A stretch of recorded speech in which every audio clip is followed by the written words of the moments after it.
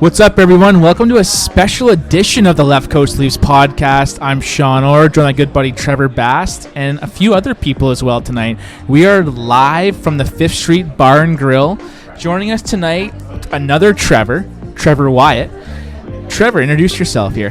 Hey, my name's Trevor. I live here in Victoria. Originally from Saskatchewan. Been here about 3 years. Been a Leafs fan my whole life. I think it really started when I was a kid. I watched hockey with my dad. When I was about 10 years old, I went to Wendell Clark's hockey school in Kelvington, Saskatchewan. No way, did you? Yeah, and I got to play with Wendell Clark when I was a kid, and it was kind of just started from there.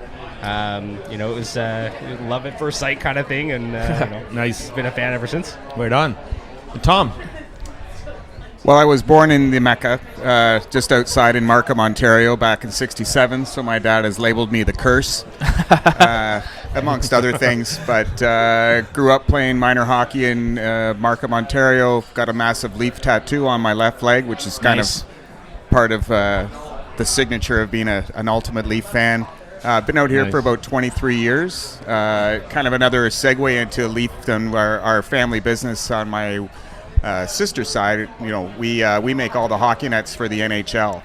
You did tell me that one time. Very cool. That's right. Very cool. So we got the phone call back when the accident happened in Minnesota, where the little girl got killed, and then Gary Bettman called our company or my sister's company, and put up the spectator netting, and then they got the contract for the net. So I get to go every 3 or 4 years. I get to go to the All-Star game and experience ultimate hockey fandom. But we grew up just a couple blocks from Bobby Baughan as a kid, and just kind of being raised a Leaf fan from blood, I guess. Yeah, no kidding. Hey, so obviously a unique episode because Trevor, you've been working on this for a while now. You've wanted to do this round table discussion. I wanted to do a postseason kind of debriefing, and then it only took you 3 months.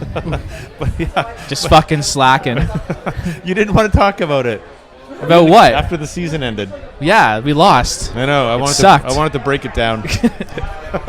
That'd be a hard episode. It would have been a hard. Yeah, I'm glad we didn't do it. Actually, I'd be fighting back tears. I'd have been on the cutting room floor by now. Yeah, less swearing and vulgarness. I know. So we're like CNN tonight. We got breaking news. Is Matthews the captain still? That's what just transpired a few hours ago.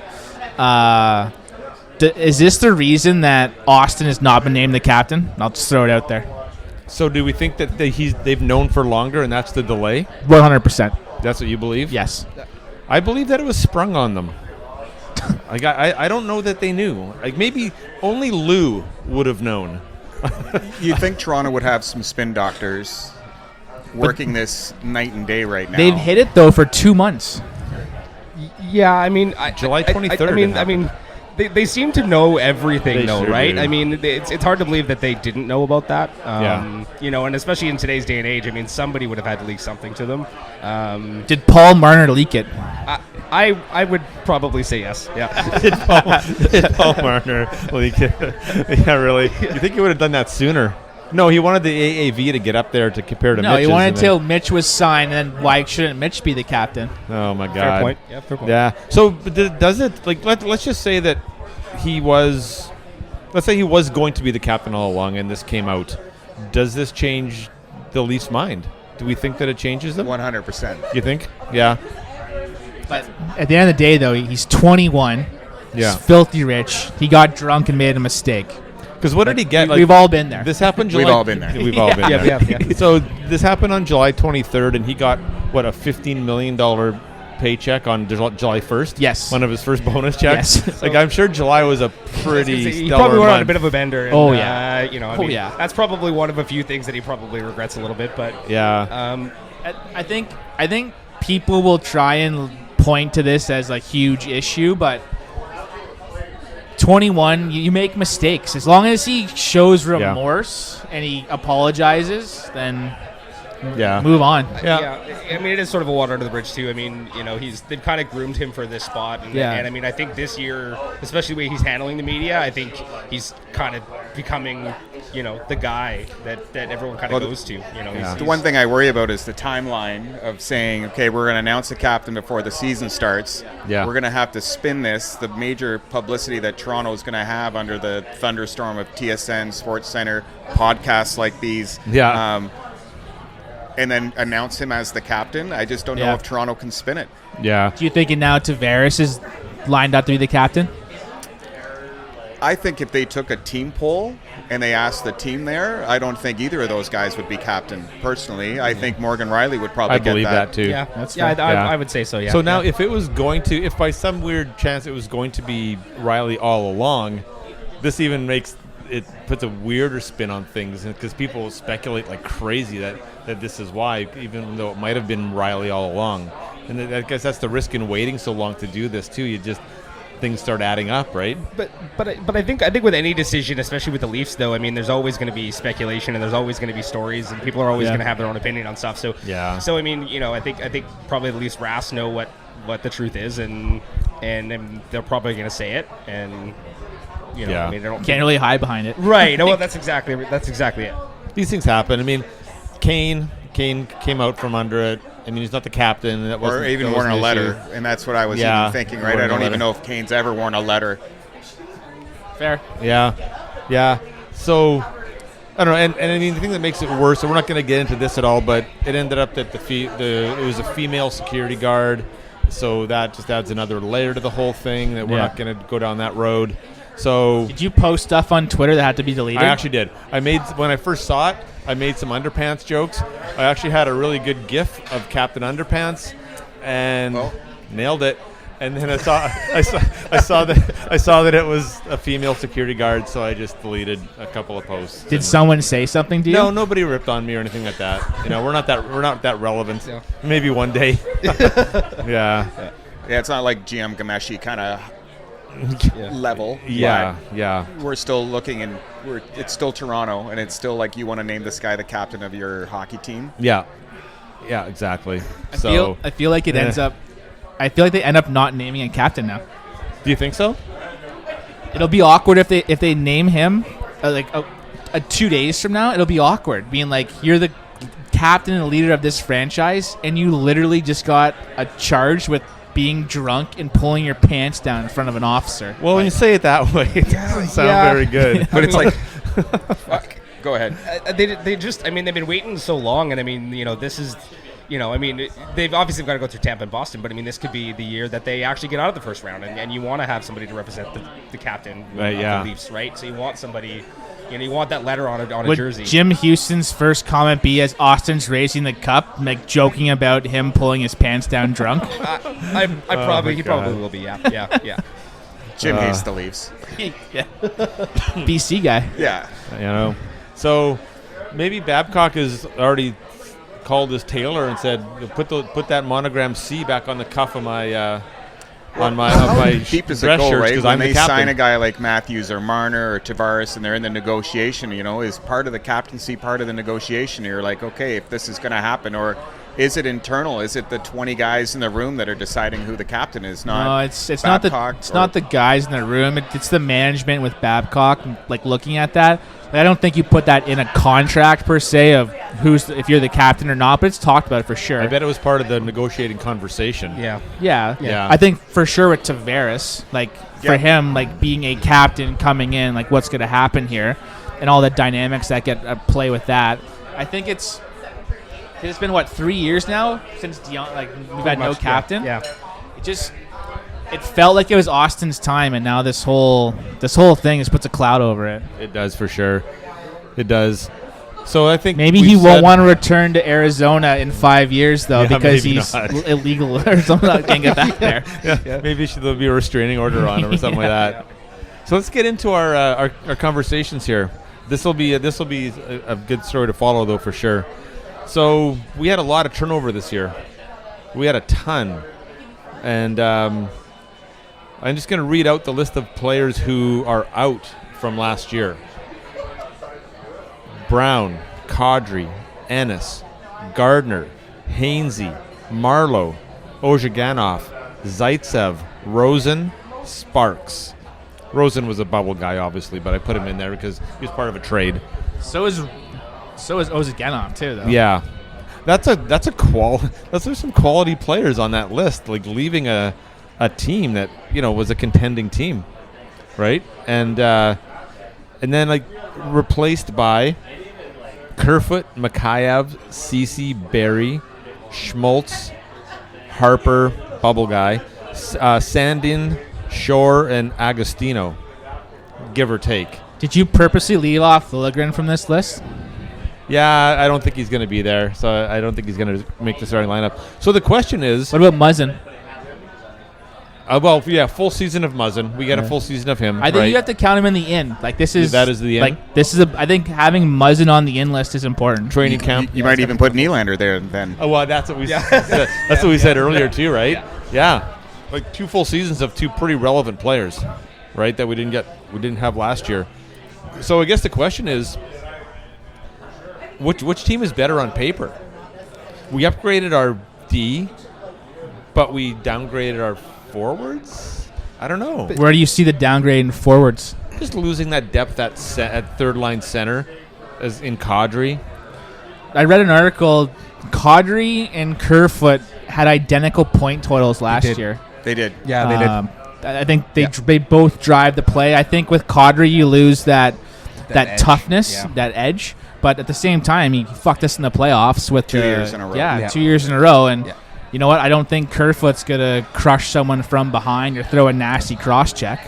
Then we went to Harvard. No, Pardon? He went to Harvard. Yeah, went to Harvard. I think. Obviously, Kadri is a pretty unique player, and bringing that that edge and that style of play that the Leafs might be lacking a little bit this year. But I think Kerfoot could potentially step in. I mean, he's not going to steal the show, and he's probably not going to play super important minutes. But I think he can produce, and I mean, he's going to have a chance to probably play with Kapanen, and we'll see how Mikheyev turns out, right? So, I think the depth, I don't think is a big issue because I mean they had a lot of depth at forward, and so their depth was lacking on defense. And so what do? You deal with it from a position of strength. And that was the biggest question was the right-handed deep shot. Right. And you bring in Tyson Barrie, who's near the top of the list in the league. Yeah. Like stud, carry the play. Well, I think the biggest guy you're missing here is J.C. Spezza. Also, So, too. I also have Spets think on my list. So Wow. I think you look at that fourth line. I don't think there's probably going to be everybody talking about the great fourth lines around the league, but if they're going to play Spezza and Gauthier as a left wing center combo and switching them back and forth, 2 of the best face-off guys in the league. Spezza's going to get plenty of PK time. Probably so is Gauthier. I think that fourth line is a definite upgrade from last year with Trevor Moore. That's what I was going to say. You didn't put Trevor Moore on this list because he didn't come in until the end of the year. Yeah, and and I he's think an absolute spark plug. Yeah. My list is fucking trash. You totally mailed this in. Tom, what do you think? You fucked this up, Trevor. What do you think the origin of the Babcock comments with Spezza were over the last week or so? Like the little digs, were they just honest assessments to the media? Like how did you interpret that? I think he was really accessing, trying to see if Spezza was actually engaged and wanted to play his 1-year contract. Yeah, good point. I think a lot of people thought that maybe he wasn't totally excited about his role here. Yeah, but I actually made a note that I think he's going to get 10 power play goals this year, playing on the second unit. Yeah. I think that second unit is going to blow people's doors off. If you've got Tyson Barrie, Willie, Spezza, probably, I don't even know who else I had on there. Nylander would be on the second unit. Nylander. Yeah. You said Willie. Really? Oh, didn't they have? Yeah. Who did they posted that today? Who was going to be on that? Who skated on that second unit this morning? And if you put Mikey and Kapanen, I love this Mikey kid. Like even what everybody's saying, like he's playing like Pavel Datsyuk, Mikheyev. Yeah. Babcock loves him. Yeah. Because they say he's a Datsyuk in the making. Yeah. So taller though. He's a big guy, right? He's 6'4"? really big guy. Yeah. The only thing that's the only place where I don't know where we're going to watch. Is it Nick Patan, Kerfoot, and Mikheyev? 3. I mean, and I think that third and fourth line wing spot, I think it's going to be interchangeable all year. Like, I mean, I think that's really the only that's the only position where they don't have a constant, I think. You know, once Hyman comes back, once Dermott comes back, I think they're going to be rotating. You know, I think Moore's going to go probably up and down the third and fourth line. I think Auberg's probably going to get a chance. I think Patan's probably going to jump in on the wing somewhere I feel at like some point. Gauthier will be gone by November. Like, like the speed, like he'll just be gone, and he just won't be in the lineup. I know you love the GOAT, but like he can't play at this level. A lot of people love him. Gauthier, he can't play at this level. Mike Babcock loves him. I know Mike. And he's going to keep them on the PK. He's going to have him on the fourth line. He's going to he's made him a project He for just Jason can't Spezza. skate at that level though. Like his Apparently, skating is apparently bad. so he's better this year. I was Apparently, going to his say, skating has there was a improved. couple of preseason plays where he turned on the Jets a couple of times, and I mean for his Preseason. right? But still, I mean, I think that's what a lot of people are saying is that he has improved his skating, and I think. I think it's his spot to lose anyways, right? I think, they've already kind of solidified that, you have the opportunity to play on the fourth line. There's your center spot. So run with it, right? So let's go around the table. So on paper, is this year's roster better in your mind than last year's roster? I'm going to say last year's roster was more talented, a better roster. What do you think? This year's. I'm with this year, but I think this year will be when we have the full lineup with Hyman and dropping Kapanen into that fourth line. You get Travis Dermott back. Yeah. And I also think, it will be better if, Babcock makes the right choice at that backup goaltender spot. I still don't think we've got a quality backup goalie with Hutchinson and yet to be seen. Nervurth. Nervurth got released today. Oh, yeah. Hallelujah. Yeah. But I'm in the same boat with Marty Marinson. I'm just like, I think he's like a Freddie Gauthier. I just don't think he's got NHL legs to play, but it's another guy that Babcock just loves to Losing have. McElhaney really hurt us. Yeah. That was a bad decision by Dubas. Yeah. So what do you think about the roster? I would honestly say it's probably it's more balanced this year than it was last year, I think. I have a hard time saying it's better or worse. I think it's kind of on par. I think, it'll be interesting to see what some of these new depth guys can do on offense. Like kind of the bottom six. But I think, as a whole, I think they're more balanced than they were last year because they were really top heavy last year, Right. and they paid the price on a lot of different plays, especially in their own end. They couldn't defend. So let's say I really feel like our third line is going to be fucking awesome. I think it's going to be good too. Yeah, absolutely. I'm a big Kerfoot guy, so Kerfoot is. I've watched lots of midget hockey through my job, and he's the best midget hockey player I've ever seen in BC, and I've been watching it for 11 years. He was unreal. I'm a big Kerfoot fan. I think he's going to be awesome. So let's say the rosters are marginally better or worse, but we went back at 5 points last year. We went from 105 to 100. So where's the bump have to come from internally to take that next level, like take that next step? Let's say maybe we want to be a 110-point team next year.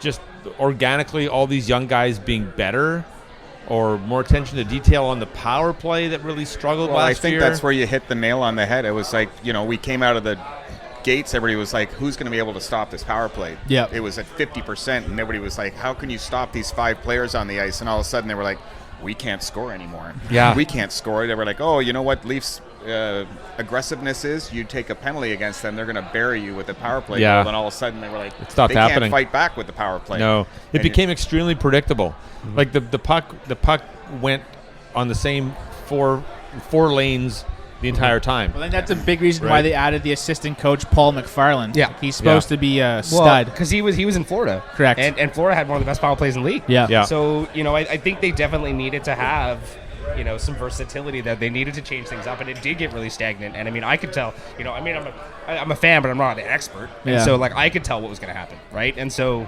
if I can tell, then everybody else can tell too. The only one that actually works in the NHL is the Ovechkin slap shot from the point. Right, but nobody on the team can rip it like that. Yeah. No, so it's But having Matthews stick finally on the inside is going to be huge. I think that's a game changer this year. I complained about that for a long time, and then he got a 5-on-5 goal last year in the playoffs against Boston from that kind of spot.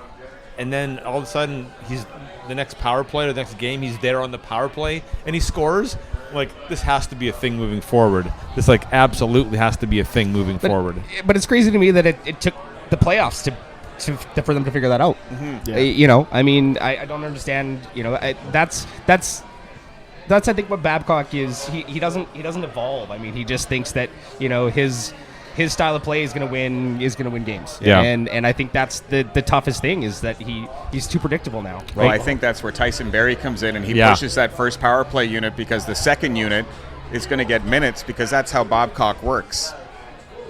And if Babcock will sit there and go, you know what, Tyson Barrie's unit with Jason Spezza, and I think, you know, as Babcock goes, he'll all of a sudden, Spezza's going to become one of his favorite players. Yeah. And you're going to see a lot of them. I think these two new assistant coaches are going to push him a little bit out of his comfort zone. I think he's setting up Dubas though by ripping on by Spezza in the preseason, make Dubas think that he won't be a pet project. He's always setting up Dubas. Yeah.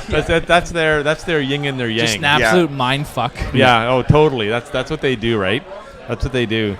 So even if, because we watched Tyson, I've watched Tyson Barrie since Pee Wee. Because my son played in the Wanda-Fuca Minor Hockey Association. I volunteered there. I watched their tryouts all the time, and I watched those super teams that him and his dad put together. And he really is, he's just a right-handed Jake Gardner. Like, he really is. But are we okay with that? I mean, he's going to be on the ice for some goals against, and we're going to have to live with it. His style, though, is, I always criticized Jake for his what I perceived as a lack of defensive intensity, whereas Barrie is going to be more riverboat gambler type of mistakes. Like, I think he plays harder defensively, but he's always he wants to be like the first to leave the zone sometimes, right? Yeah. So I mean, I think if we get a right-handed Jake, we've always wanted the right-handed guy. I guess we're better, right? Are we better because of the handedness alone? For Babcock. Yeah. I just always felt if you were a winger coming down on Jake Gardner, you could just skate around him because he's never going to hit you. Yeah. And I he was never like, closed I don't it know off, why did he he? doesn't get more exposed by that going, you know what, this guy's not going to hit me. Yeah. I've never seen a tape that this guy's hit anybody. You can just I know. steer around him. You know, he's got the reach, but he's never going to be physical with you. He's not going to go and play in the danger areas with you. Yeah. I'm kind of glad he's gone. Yeah. I mean, I think it was time to move on. Yeah. And especially when we were able to get Barrie. Yeah. Right. I mean, I'm curious to know too. Like, I mean, obviously Gardner was a bit of the whipping boy for the Leafs for a long time, and I mean, they're gonna find somebody. And I mean, if Barrie becomes that guy, you know, how is that gonna affect him, right? I mean, how He's only here for 1 year. Well, right, fair enough, right? I mean, right, because I mean, they're not gonna have the cap space to resign him anyways. But, you know, I mean, is that going to affect how he plays, right? I mean, because they are more or less the same sort of style of player. You know, so will Barrie become the whipping boy now? I mean, I don't know. It's I think he has a bit longer leash, way less history, less history. And this is coming secondhand from a person that knows another person in town. Is that, you know, Tyson Barrie was making some comments of just saying this is a different place to play. I played in Colorado. I can walk around anywhere in that town. Yep. Nobody knows who the hell I am. Yeah. I'm now in Toronto. They took my phone as soon as I got there. Is that right? Yeah. And He gets a team issued phone. Kind of thing. Well, it's just like, here's the protocol. Like, this is you now playing in Toronto. Yeah.